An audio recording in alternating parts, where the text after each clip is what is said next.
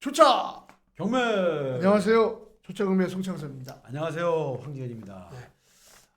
이제 오늘도 이제 실전 경매 이야기해 볼게요. 뭐 가끔 이렇게 지나가다 보면 건물에 저 사무실이 여의도거든요. 여의도 이렇게 보면 이제 건물 하나에 뭐 본 건물은 유치권이 설정돼 있습니다. 뭐 출입을 금합니다. 이렇게 이제 크게 이제 현수막이 붙어 있어요.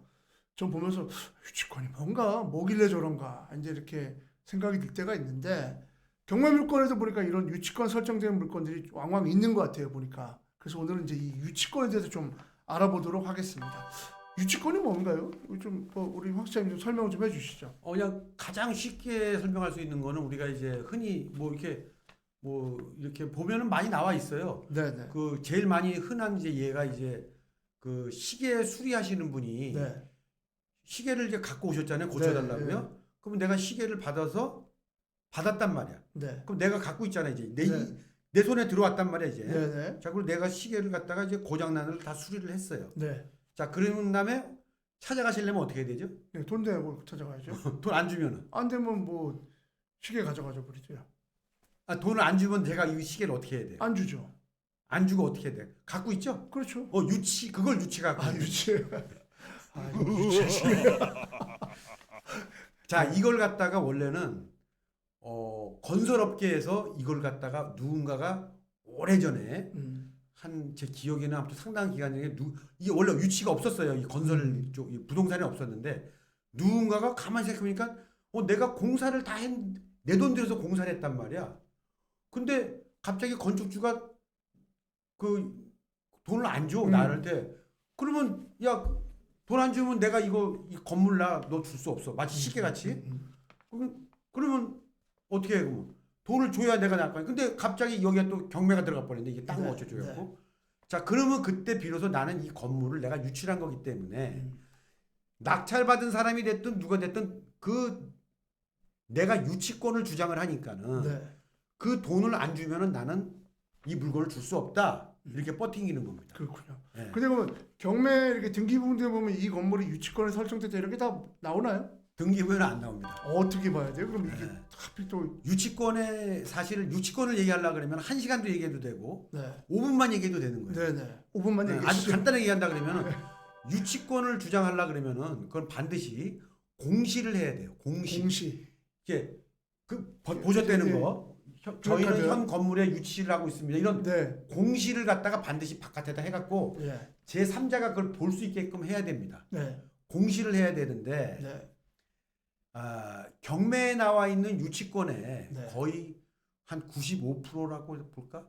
95%는 다 실질적으로 좀 안 되는 유치권들이에요. 그러니까 막상 재판을 하거나 뭘 하게 되면은 억울한 사람도 많이 있어요, 사실.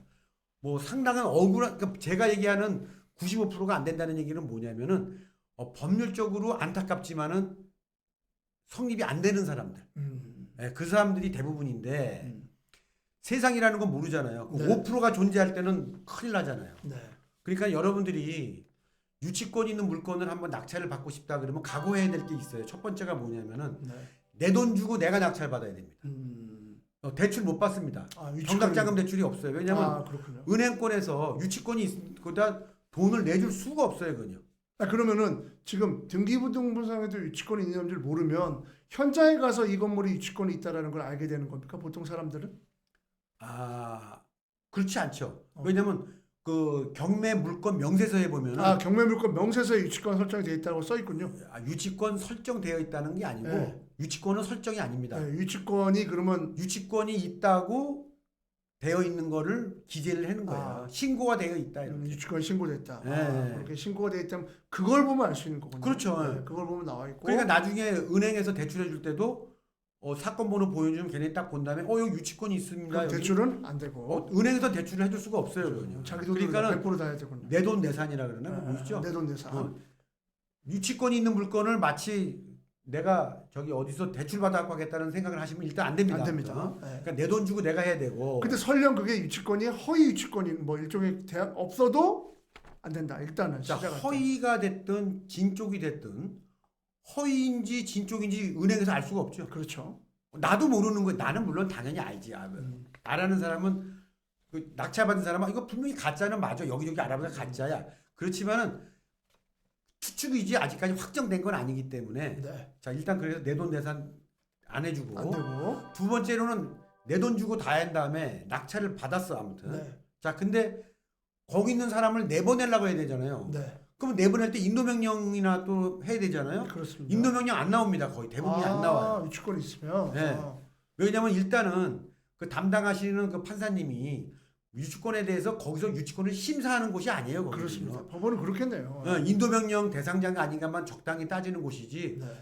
유치권을 막 주장하는 사람 보고 거기 네가 유치권이 아니야 하는 판결을 내리기 애매한 거거든. 그러니까 그렇습니다. 대부분 유치권자에 대해서는 명도 소송을 해갖고 거기서 다퉈라. 그런 개념으로 보통 보냅니다. 그렇군요. 자 그러면 낙찰받아서 명도 소송이 들어가. 그럼 재판을 한다는 얘기거든요. 네. 재판에서 유치권의 다툼을 또 하게 되면은 여러 가지 소명해야 될 게 굉장히 많아요. 물론 이길 확률이 굉장히 높습니다. 네. 아까 말씀처럼 대부분이 가짜인 경우가 많기 때문에. 근데 그걸 기간을 따지고 보면은 거의 1년이 무조건 넘어가고 웬만한 건 2년까지 가는 경우가 많아요. 그렇군요. 예. 계속 막 달라붙어서 싸움하다 보면은 또는 이제 조정도 들어가야 되는 여러 가지가 있기 때문에 그런 불합리한 부분을 갖다가 다 감수를 하면서 유치권에 대해서 낙찰을 받아야 되기 때문에 여러분들이 꼭 유치권의 물건을 꼭 사야 되겠다. 저 유치권 가짜다라고 판단이 된다 손 치더라도 네. 그렇게 만만치 않다는 거고 제가 오늘도 전화 받고 온 게 그거예요. 유치권자인데 제가 보니까는 가장 완성된 유치권자더라고. 근데 낙찰받은 사람들이 아까 얘기했던 그런 쪽이에요. 여러 사람들이 공동으로 유찰받은 사람들이더라고.